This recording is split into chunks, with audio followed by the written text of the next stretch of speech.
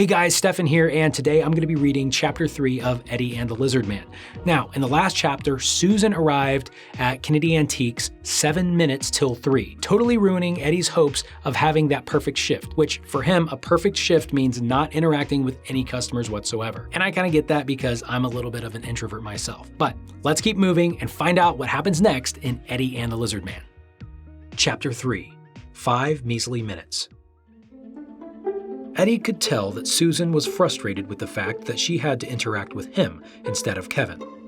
So, in an effort to lighten the mood, Eddie tried pointing out something positive. But at least Kevin finished the appraisal for you, so that's a good thing. The appraisal Eddie was referring to was for an extraordinarily worthless vase that sat on the counter in front of Susan.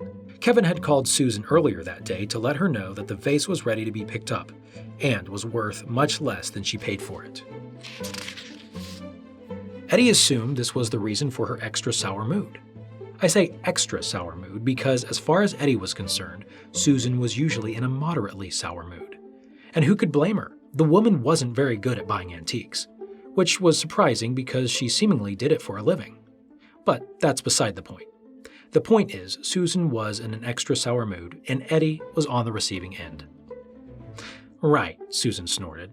I can see that the vase is ready, Eddie, but where is the appraisal document? Huh? The appraisal document? The piece of paper that shows how much the vase is worth. Eddie looked down at the counter. She was right. The document wasn't there.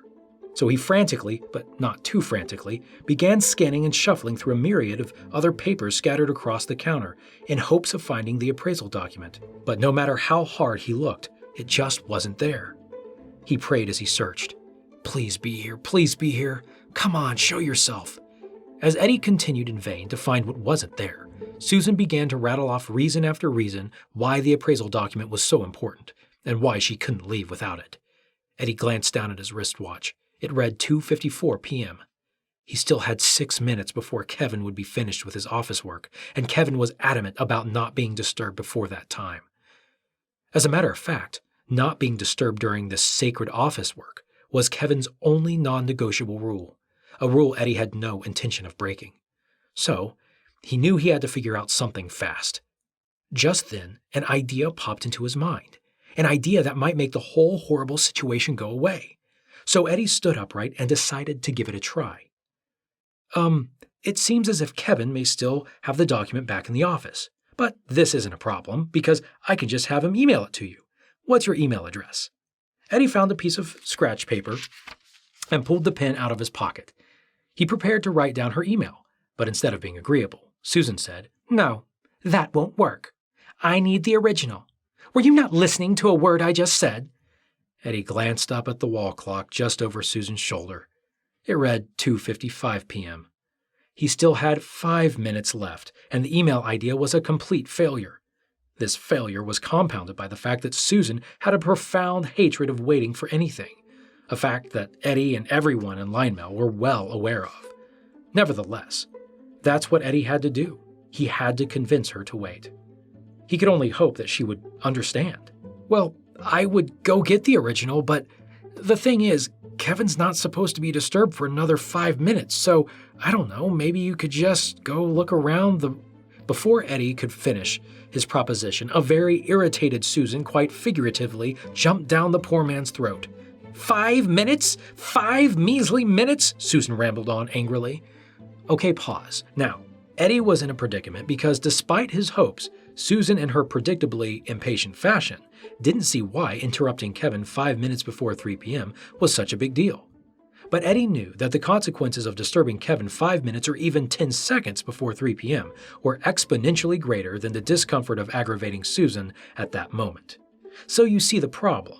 They both saw 5 minutes in completely different ways, and anytime two people see the same thing differently, well, it usually means that something interesting is about to happen. And something interesting was about to happen. Okay, back to our story. 5 minutes? You know what? Why don't I just go get it myself? He's right back there, isn't he? And without another word, Susan maneuvered around the counter and made her way toward the hallway that led to Kevin's office. Eddie's eyes filled with terror as he contemplated Kevin's reaction to being interrupted 5 minutes before 3 p.m. All right, so this chapter is actually one of my favorite chapters in the whole book, and that's because it's got this little piece on the 5 minutes, which is a piece about perspective, right? So you've got Susan, who sees 5 minutes as not very consequential, and then you've got Eddie, who sees the 5 minutes as very consequential, right? It could be the difference between him having a job or not. So they both see 5 minutes totally different. And a lot of times these different perspectives can cause people to have conflicts or misunderstandings, but it doesn't have to. If we learn to listen to one another's perspectives, it can actually help us understand why the person is acting the way they are, even if we don't see it the same way. Take this book, for example. It's got two sides, front and back, right? I can't see the front and you can't see the back. But if I listen to you describe what you see on the front, and you listen to me describe what I see on the back, we can together help one another know what the whole book looks like. And that's the benefit of different perspectives. And everybody's got a different perspective, and their perspective is worth listening to, at least for the purpose of understanding where they're coming from. But what about you? What do you do when you have a difference of opinion or a different perspective on something than maybe a friend or a family member? Let me know in the comments below. And remember, you can get your own copy of Eddie and the Lizard Man by clicking the links in the description box below. And if you haven't done so already, please like, share, and subscribe. And join me next time as we continue our reading of Eddie and the Lizard Man in Chapter 4, A Courageous Moment. Stay curious.